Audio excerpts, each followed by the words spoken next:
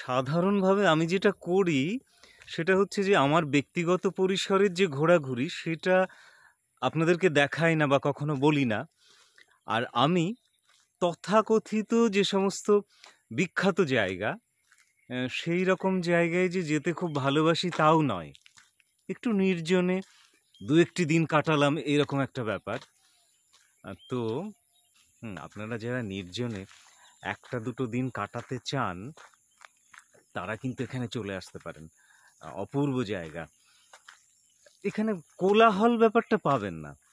আর একটা ব্যাপার সেটা হচ্ছে যে পুরুলিয়ায় তো সাধারণভাবে মানুষ ওই পলাশ যখন ফোটে বা বিশেষ কিছু কিছু জায়গায় আসে, কিন্তু পুরুলিয়ার যে নানা ধরনের মানে দেখার জায়গা আছে, মানে এই এই ধরনের যে দু একটা দিন নির্জনে কাটানোর মতো যে সমস্ত জায়গা আছে সেই রকম জায়গা যারা ভালোবাসেন তারা কিন্তু আসতে পারেন। এই যে আমি হাঁটছি এই পুরো জায়গাটা দেখানোর চেষ্টা করছি। আর তার সঙ্গে আর একটা কথা, ইদানিং আমি পুরুলিয়ায় আমার বেশ কয়েকবার একটু ঘন ঘনই আসার সুযোগ হলো। আর এই সময়টাতে আমাকে বেশিরভাগ সময়ই সঙ্গ দিয়েছে যে আমাকে ড্রাইভ করে নিয়ে এসেছে, সে হচ্ছে এই যে কালু, আমাদের কালাচাঁদ। ওর ভালো নাম হচ্ছে কালাচাঁদ মাহাতো। কালাচাঁদ মাহাতো, ঠিক বলেছি তো? এইবার কালুর সঙ্গে আমার নানা বিষয়ে গল্প হয়, কথা হয়। আমি আসলে যেটা করি, কোনো একটা জায়গায় গেলে সেই জায়গার মানুষজনের সঙ্গে বা যারা চেনেন তাদের সাথে কথা বলে আমি অনেক কিছু বোঝার চেষ্টা করি বা জানার চেষ্টা করি সেই জায়গাটা সম্পর্কে বা সেখানকার মানুষজন সম্পর্কে। কালুর সঙ্গে কথা বলতে বলতে যেটা জানলাম সেটা হচ্ছে কালু কিন্তু একজন প্রশিক্ষিত ছৌ নৃত্য শিল্পী। একটা সময়ও বিভিন্ন জায়গায় অনুষ্ঠান করত এবং ও রীতিমতো চর্চা করেছে বিষয়টা নিয়ে। তারপর যেটা হয় আর কি, তারপর সংসারী মানুষদের যেটা হয় যে ওকে ড্রাইভিং লাইনে মানে কি বলবো যে পরিবারকে টানার জন্যই, মানে ছৌ নৃত্য করে তো আর কারোর যাকে বলে দিন গুজরান হওয়া, মানে পেটের ভাত হওয়া যাকে বলে সেটা তো সবসময় হয়ে ওঠে না। ফলে ওকে এই বিকল্প একটা পেশার মধ্যে আসতে হয়েছে। তো সেই জায়গা থেকে আমি কিন্তু আপনাদের সঙ্গে সঙ্গে মানে আমি এই এই জায়গাটা, এই ইকো ট্যুরিজম সাইটের মধ্যে ঘুরছি আর কথা বলছি আর কি, কথা বলছি। এটা মানে আপনারা দেখতেও পাচ্ছেন আর তার সাথে সাথে কালুর সাথে কথাও হবে আর কি। তো আমি একটু যেটা কালুকে আমি জিজ্ঞেস করব যে এই যে, আচ্ছা চলো কালু হাঁটতে হাঁটতেই কথা বলি তাহলে সেটা ভালো হবে। সেটা হচ্ছে এই যে তুমি তো একসময় নাচতে, হ্যাঁ, এখন তুমি কালকে আমাকে জানালে যখন আমাকে আসানসোল থেকে নিয়ে আসছিলে আর কি, তখন তুমি আমায় জানালে যে এখন একেবারেই আর অনুষ্ঠান তুমি করো না। না একেবারে না, একদম এই লাইনটা থেকে আর মানে করা একটু জোরে বলো, না হলে কিন্তু মাইকটা ক্যাচ করবে না। হ্যাঁ, এই গাইডলাইনটা পর থেকে আসার থেকে মানে আর এখন কোনো আমার প্রোগ্রাম করা হয়নি। এইবার তুমি কেমন মিস করো ব্যাপারটা? মানে তুমি তো একজন শিল্পী, তোমার তো কষ্ট হবে, খারাপ লাগবে। খুব মিস করি এটার জন্য যে আমি আর নাচতে মানে ওই ইসে আসতে পারছি না, কোথাও যাইতে পারছি না, মানে প্রোগ্রামে অ্যাটেন্ড দিতে পারছি না, এটার জন্য খুব মিস করি। আর কত দূর দূর তুমি নাচতে গেছো, কোন কোন অনুষ্ঠানে গেছো সেগুলো একটু বলো কালু আমাকে। কলকাতা গেছি, আর আমাদের আশেপাশের যে মানে অনুষ্ঠান হতো সেগুলা তো মানে ছৌ করে ঘুরে ঘুরে আসি। আচ্ছা কালু একটু জোরে বলো কিন্তু। সিঙ্গুর গেছি, সিঙ্গুর আর বর্ধমান ডিস্ট্রিক্টে। আর তুমি তো সেই, আমি বর্ধমানে অনেকটা সময় থাকি বলে তুমি সিঙ্গুরের কথা বললে। আর আর দূরে দূরে কোথায় কোথায় গেছো? দূরে দূরে বলতে আর দূরে না, ওই কলকাতা সাইডটাতেই। আচ্ছা আচ্ছা, মানে কোনো অনুষ্ঠান হলেই ওই সাইডটাতে মানে ওই নাচের জন্য তোমাদের প্রোগ্রাম হতো, প্রায় প্রোগ্রাম হতো মাঝে মধ্যে। আচ্ছা, যে কোনো দুর্গা পুজোতে, কালী পুজো উৎসবে, আচ্ছা বিভিন্ন রকম উৎসবে আমরা ওই নাচ করে ঘুরে বেড়াতাম। আচ্ছা, কালকে তুমি আরেকটা কথা বলছিলে যে এই ছৌ নৃত্যের মধ্যে তো শারীরিক ব্যায়াম বা নিজের এই ফিটনেস নানান রকম ব্যাপার ট্যাপারগুলো থাকে এবং সেইগুলো তুমি চর্চা করেছো এক সময়। আর এখন যদি কখনো কখনো মাঝে মধ্যে তোমাকে ডাকেও অনুষ্ঠানের জন্যে। হুম। তো যেহেতু ঠিকঠাক চর্চা নেই, সেই জন্য তোমার একটু ভয়ও ভয় লাগে, আছে, চমক আছে। ভয় লাগে। এবং সেই তোমার একটা অসহায়ত্বের কথা, তোমার যে হেল্পলেসনেস, হুম। সেইটা তুমি বলছিলে যে আহ, যদি হঠাৎ করে লেগে যায় বা কিছু, 2 মাস হয়তো তোমাকে বসে থাকতে হবে, হুম। তুমি ড্রাইভ করতে পারবে না, কাজ হ্যাঁ, করতে পারবে কাজ না, করবে না, সংসার তাহলে সংসার কি করে সংসার চলবে? কি করে চলবে, বসে যাবে সেইটা position এ। সেইটা এই দেখুন, এই যে আমরা যে জায়গাটায় আছি, এইটা সামনে যে জল, বিশাল জল। কালু এখানে দাঁড়াও, তোমাকে একটু সবাই দেখুক হুম। ভালো করে। তুমি ওইটা, আমার খুব মন খারাপ করছিল, আমার খুব খারাপ লাগছিল যে একটা মানুষের তার যে শিল্প সত্তা, শিল্পী সত্তা তার যে, এবং সেটা সে এই ভয়ে করতে পারছে না যে, আপনারা দেখতে পাচ্ছেন পিছনে যে জলাধার, আমি জানি না ভালো দেখা যাবে কিনা, তো সেটা থেকে তাকে দূরে সরে আসতে হচ্ছে এই কারণে যে পরিবারের কি মানে হ্যাঁ, পরিবার সংসার কি করে চালাবে। অথচ এক সময় সে নানান জায়গায় নাচ করেছে, অনুষ্ঠিত করে। হাততালি পেয়েছে, মানুষ কত, এবং কোনো কোনো জায়গায় পুরস্কৃতও হয়েছে। হুম। এখানকার যে ছৌ নাচ, সেটা তো সেটা তো সারা বিশ্বব্যাপী খ্যাত। অথচ একটা মানুষ সে নাচতে চায়, অথচ সে কি করছে, সে এই যে আমার মতো 2-1 শহুরে মানুষকে তারা তারা ড্রাইভ করে নিয়ে আসছে। আসলে কি এই মানুষগুলোর এই কাজ করার কথা, তাই না?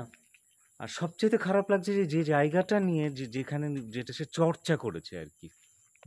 তারপরে একবার আমরা যারা একটু আধটু পারফর্মিং আর্টের সঙ্গে যুক্ত, তারা জানি যে একবার স্টেজে ওঠা বা মানুষের সামনে কিছু একটা পারফর্ম করা, তার যে আনন্দ, সেটা থেকে যদি তাকে সেটা থেকে সে যদি সরে আসতে বাধ্য হয়, সেটা যে কি সাংঘাতিক কষ্টের ব্যাপার। কালো একটু কোথাও অনুষ্ঠান যদি হয় তাহলে দেখে কালো একটু বলো। মানে কোথাও যদি অনুষ্ঠান হয় ছৌ নৃত্য, তো দেখে মনে হয় যে আমরা একবার অনুষ্ঠিত করে ফেলি বা মুখোশ পরে নামি, সেই আগ্রহটা মানে প্রচুর থাকে, কিন্তু সেই মুহূর্তে আর করা যায় না। মানে সেই মুহূর্তে আর অন্য পার্টি তো টিমে তো নেবে না আমাদের টিম ছাড়া। আচ্ছা আচ্ছা আচ্ছা, সেই অনুভবটা মানে সেটা আর খারাপ লাগে। আজকে একটু ব্যতিক্রম, আর এটাকে কোনোভাবেই আপনারা কিন্তু তথাকথিত কোনো ট্রাভেল ব্লগ ভাববেন না। আমি এসেছি পুরুলিয়ায় দুর্গাদিহি বলে একটি জায়গায়, দুর্গাদিহি ইকো ট্যুরিজম সাইট। এই জায়গাটা, এটা প্রকৃতির কোলে খুব চমৎকারভাবে নির্মিত একটা জায়গা, এবং খুব বেশি যে নেচারকে ধ্বংস করা হয়েছে তা নয়, কিন্তু মানে সেইভাবে কিছু হয়নি বললেই চলে জায়গাটা। আর আমি যে সময় এসেছি, এই সময়ে কিন্তু মানে ট্যুরিস্টদের যে ভিড়, সেটা কম। ফলে আমি যেটা চাই একান্তে 1-আধ দিন কাটাতে, সেটা এখানে সম্ভব। আমি হাঁটছি আর কথা বলছি। যেটা বললাম যে এটা তথাকথিত কোনো ট্রাভেল ব্লগ নয়, তার কারণ আছে। তার কারণ আজকে আমি একজনের সঙ্গে আপনাদেরকে আলাপ করিয়ে দেব। সে শিল্পী। কেমন? এটা বলছি এই কারণে যে আসলে এই শিল্পী শব্দটার মধ্যে দিয়ে আমরা যে একটা একটা একটা অনেক বড় পরিসরের ক্ষেত্রকে ধরার চেষ্টা করি। শিল্পী সত্তা এবং শিল্পবোধ, শিল্পীর যন্ত্রণা, এইগুলো কিন্তু পেশাদার হোক বা অপেশাদার হোক, বা যারা প্রকৃতপক্ষে শিল্পী কিন্তু কাজ করতে পারছেন না নানা কারণে, তাদেরকে অন্য পেশার সাথে সংযুক্ত হতে হচ্ছে, তাদের যন্ত্রণা কিন্তু একই রকম। কালাচাঁদকে দেখিয়ে দিচ্ছি। ও যখন ড্রাইভ করে তখন নানান কথা হয়, যদিও ড্রাইভ করতে করতে কিন্তু কথা বলা উচিত নয়। সেটা জানিয়ে দিলাম এই কারণে যে আপনারাও যদি এইভাবে, আচ্ছা যে জায়গাটায় আছি আমি, দুর্গাদিহি ইকো ট্যুরিজম যে সাইট, সেখানে চমৎকার জায়গা। চলুন কালাচাঁদ, চলো হাঁটতে হাঁটতে কথা বলা যাক। হ্যাঁ, আমরা জায়গাটা দেখাই, আর তার সঙ্গে সঙ্গে হচ্ছে যে আমরা কথা বলি। কালাচাঁদ আসলে একদম প্রশিক্ষণপ্রাপ্ত একজন ছৌ নৃত্যশিল্পী, কিন্তু অবস্থার পরিপ্রেক্ষিতে সে কিন্তু এখন আর তার নৃত্যের সঙ্গে, তার নৃত্যশিল্পের সঙ্গে সংযুক্ত নয়।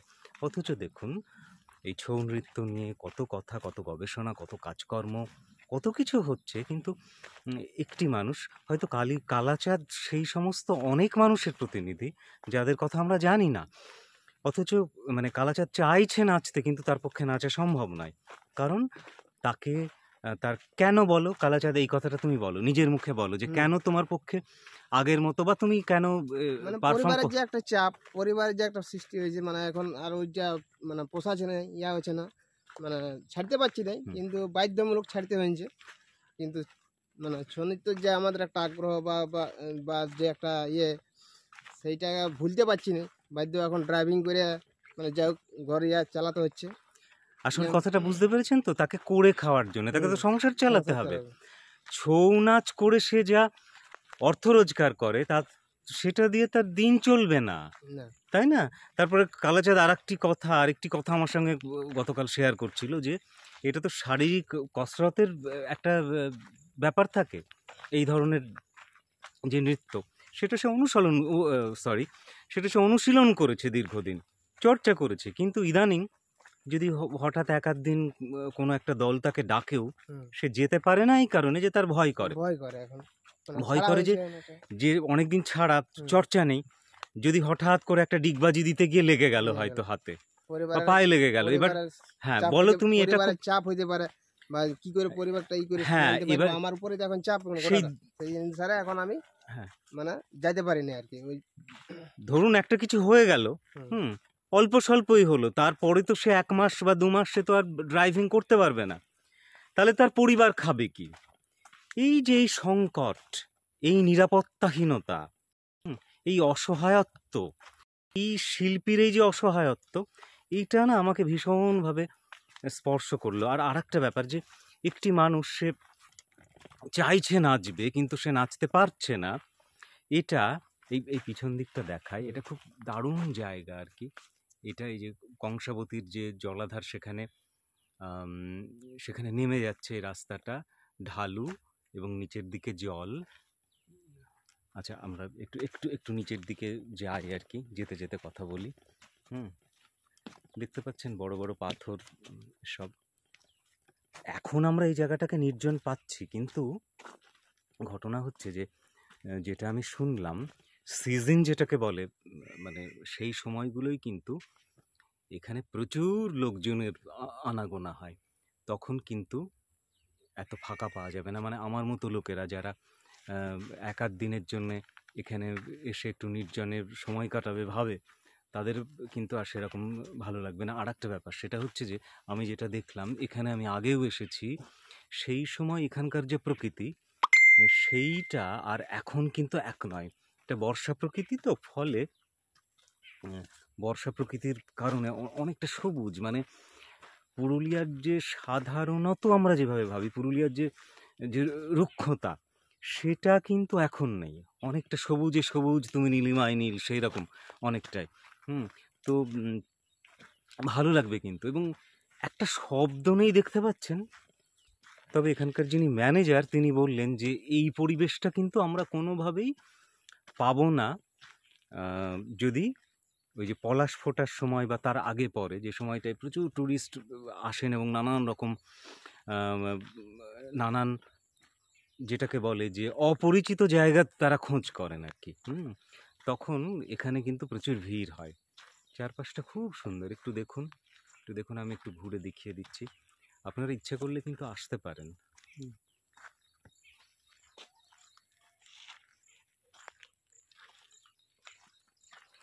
কালাচাঁদ, কোথায় কোথায় তুমি তোমার পারফরমেন্স করেছো, নাচ করেছো, একটু বলো আমাদেরকে, আর একটু জোরে বলবে যাতে সবাই যারা এটা দেখবে তারা যাতে শুনতে পায়। কেমন? আমি তো অনেক অনেক জায়গায় গেছি, এই যে বর্ধমান সিঙ্গুরিতে গেছি, কলকাতার মানে কলকাতা প্রায় গোটাটাই নাচ করেছি। স্টেজ যেগুলা হয়, প্রোগ্রাম মানে যে প্রোগ্রাম যেগুলা হয় সেগুলাতে গেছি। এমনি তো মাঝখানে আমাদের যা নাচ আছে ওটাতে থাকে বরাবরতে। তারপরে এই সাইডটাতে গেছি, মেদিনীপুর সাইডে আছে, মানে প্রায় জায়গায় আছে অনেকগুলোর, মানে কি বলবো, নামগুলো আমি ঠিক এখন বলতে পারছি না, মানে অনেক হ্যাঁ, আমাকে কালাচাঁদ হয়তো গুছিয়ে বলতে পারছে না। ও আমাকে যেটা বলছিল সেটা হচ্ছে যে ও পশ্চিমবঙ্গের বাইরেও কখনো কখনো কিন্তু ওর নৃত্য প্রদর্শন করতে গেছে দলের সঙ্গে আর কি। আর তুমি কত বছর বয়স থেকে এই চর্চাটা করেছো আর কি? ছোটবেলায় যে দলের সাথে তুমি যে সেটা চেষ্টা বলে করেছো? এখন প্রায় ওই 12-15 বছর থেকে 15 থেকে গেলে শুরু হয়েছে ছৌ নাচের। আচ্ছা আচ্ছা, তার আগেও তো তুমি তার আগেও শেখাতে করেছো, চেষ্টা করেছি, তার চেষ্টা আগে করে। ট্রায়াল চলতো শেখানোর। আশা করি আপনারা একজন শিল্পীর যে তার শিল্প থেকে সরে আসার যে যন্ত্রণা সেটা আপনি অনুভব করতে পাচ্ছেন। কালাচাঁদ হয়তো এই ক্যামেরার সামনে বলে ওর আবেগটা প্রকাশ করতে পারছে না, কিন্তু আমরা যখন একান্তে কথা বলেছি তখন ওর যে খারাপ লাগার যে জায়গাগুলো সেগুলো সত্যি আমাকে নানাভাবে স্পর্শ করেছিল, এবং তখনই ভেবেছিলাম এমন সময় কোথাও পাশ দিয়ে প্রোগ্রাম হচ্ছে, তখন ওর মনটা কেমন কেঁদে ওঠে, তাই না? দেখো আমি ঠিক বলছি তো কালাচাঁদ? কালাচাঁদ কি কষ্টটা তখন হয়, তখন মনে হয় যে একবার গাড়ি দাঁড় করিয়ে যাই, হ্যাঁ, ওখানে নাচ করি, মানে এরকম একটা অনুভব মানে ভিতর নিজের থেকে আসে, কিন্তু সেটা আর করতে পারিনি, মানে পারা যায়নি আর কি। তাহলে যে মানুষটা তখন খুব মিস করি মানে জিনিসটা, ওইটার নাচটাকে খুব মানে ই করি, বহুত ইচ্ছে থাকে। তাহলে মানুষের একজন শিল্পীর কষ্টের যে নানা পরত, সত্যি মানে ভাবলে অবাক লাগে আর কি। কিছু তো করার নেই আমাদের, মানে আমাদের এই সিস্টেমের মধ্যেই চলতে হবে আর কি। আর একটু এগিয়ে দেখাই এই জায়গাটা, এখানে সম্ভবত ওই যখন প্রচুর লোকজন আসেন সিজনে, তখন এখানে ফায়ার ক্যাম্প হয়, এখানে জায়গাটা দেখে সেরকম হচ্ছে আর কি। তবে বন্ধুরা আপনাদেরকে বলি, আপনারা এখানে বেড়াতে আসেন তাহলে আপনারা এমন সময়ে আসবেন, এইরকম সময় আসবেন যে সময়টা বেশি কিন্তু লোকজন এখানে আসার কথা ভাবেন না। তা না হলে কিন্তু ওই শব্দের যে তাণ্ডব তার মধ্যেও পড়তে পারেন আর যেটা মনে হচ্ছে আমার। আমি তো খুব বেশি ভিড়ভাট্টার মধ্যে এখানে আসিনি। বন্ধুরা কেমন লাগলো জানাবেন কিন্তু।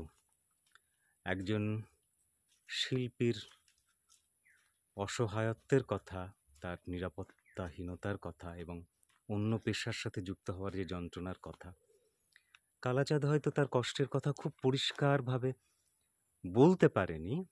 আমি অনেকটা ওর কথা অনেকটা বলে দিয়েছি, বলার চেষ্টা করেছি, কারণ যেটুকু ওকে দেখালাম বা যে কথাটুকু বললাম সেটা তো অনেক দিন ওর সঙ্গে মেশার যে নির্যাস সেইটুকু। ভালো থাকুন সকলে, আসুন আমরা সুন্দর হই, ভিতর থেকে সুন্দর হই, গভীর থেকে সুন্দর হই, আর শিল্পীর মর্যাদা দিই।